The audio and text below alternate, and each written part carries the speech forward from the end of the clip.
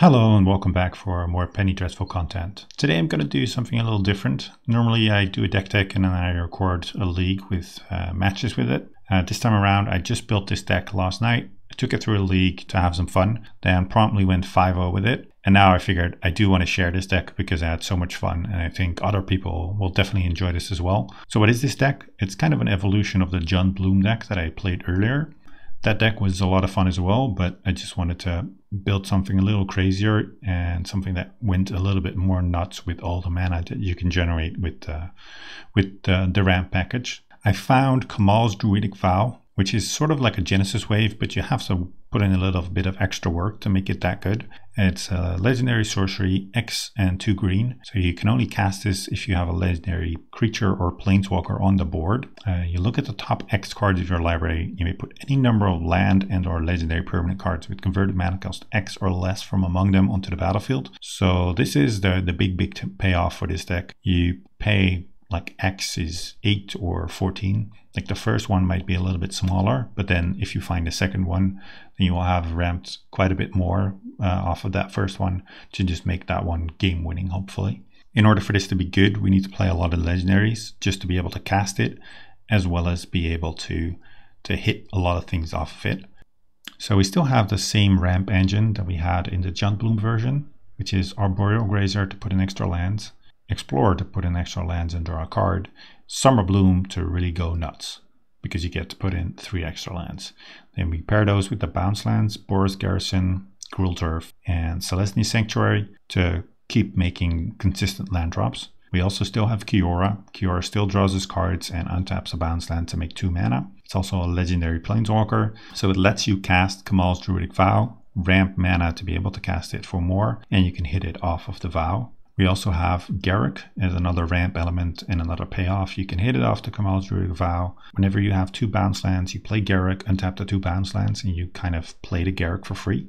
And it's already ready to go ultimate. We have Reiki, the History of Kamigawa. It's a 3 mana 1/2 creature. Whenever you cast a legendary spell, you draw a card. So you can draw a lot of cards with it in this deck.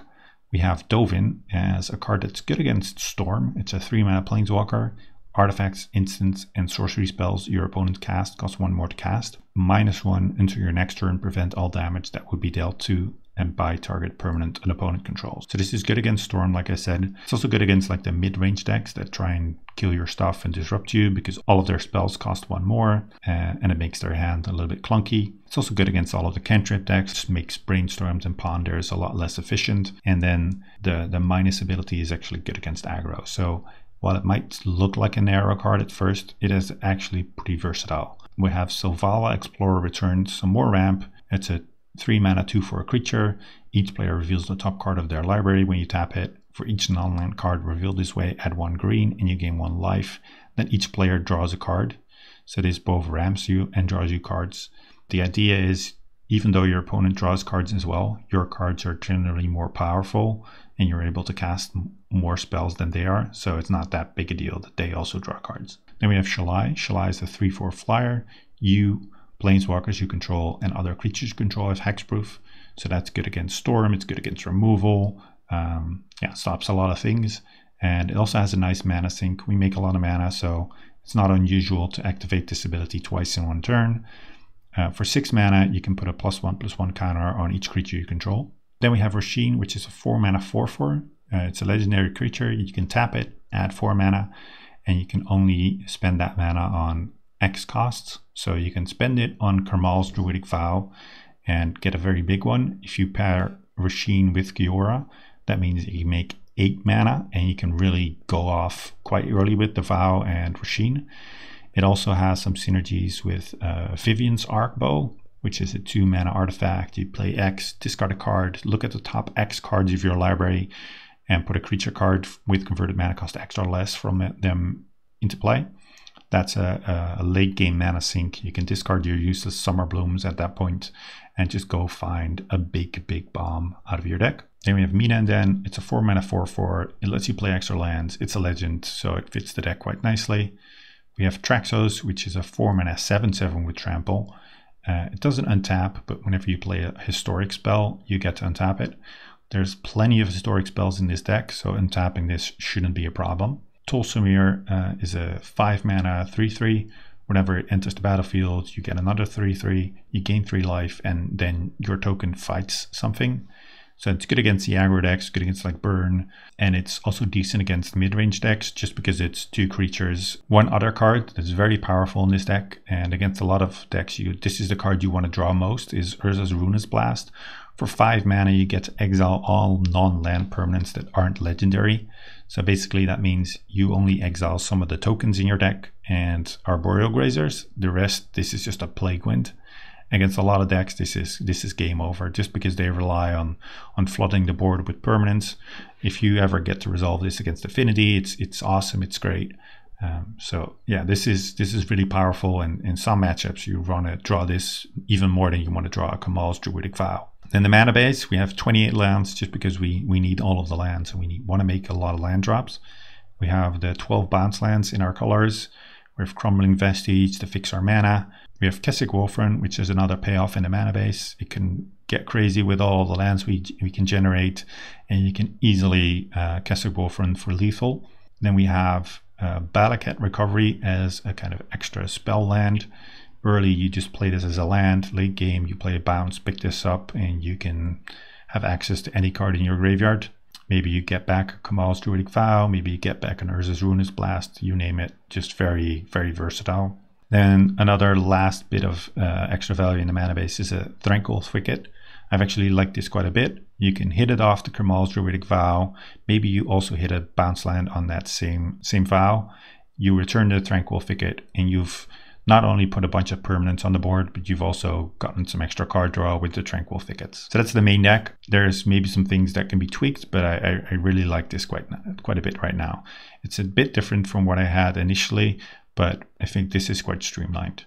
Then over to the sideboard, we have Urza's Ruinous Blast. Against a lot of decks, this is the card you want to draw most of all, so having an extra copy in the sideboard seems pretty good. Then we have Oath of Chandra. Oath of Chandra deals 3 damage to a creature an opponent controls, and at the beginning of each end step, if a planeswalker enters the battlefield under your control, Oath of Chandra deals 2 damage to each opponent. So this is just a little bit of extra removal in the deck. Then we have Bow of Nylea. I'm not sure if this is supposed to be in the sideboard. It might be more cute than good, but it's very versatile and gives all of your attacking creatures Death Touch, lets you put counters on creatures, gain life, shoot flyers, and put up to 4 target cards from your graveyard on the bottom of your library. That last ability is kind of for the grindy matchups, which is mostly why I wanted this. Sometimes you kind of go out of stuff, and if you have this, then you can keep recycling the threats that you do have in the deck. Then we have another Tolsimir for the aggro matchups. We have Teo against Storm, against like discard decks, against Burn, against aggro it makes some walls. We have Rurikthar, mostly against Storm or Control. We have Dovin. I've really been impressed with Dovin out of the main deck, so I figured an extra copy in the sideboard couldn't hurt. Vivian's Arcbow against the control decks and the grindy decks. Whenever you play this, you can turn any top deck into a real threat. Dosan the Falling Leaf, kind of a fun one. 3 mana for 2/2. Players can't cast spells only during their own turns. So this is good against counter decks. Usually what will happen is you will play this, they will counter it, because otherwise they can't do anything during your turn and can't counter anything anyway. And then that gives you the chance to resolve a big thing that same turn, because they're most likely tapped out or tapped low. And then the last card is for Tormod Script. This isn't necessarily all that much fun compared to the rest of the deck, but this is just necessary against Dredge and Reanimator. There's no real alternative for it. There's no legendary creature or planeswalker that really deals with the graveyard all that well. So that's the deck. Is it the best deck in the format? It probably isn't. Is it a lot of fun? It definitely is. I had a lot of fun making crazy amounts of mana, making crazy plays, just going over the top of whatever my opponent is doing. So if those are things you like to do and are interesting to you, I definitely recommend you try it.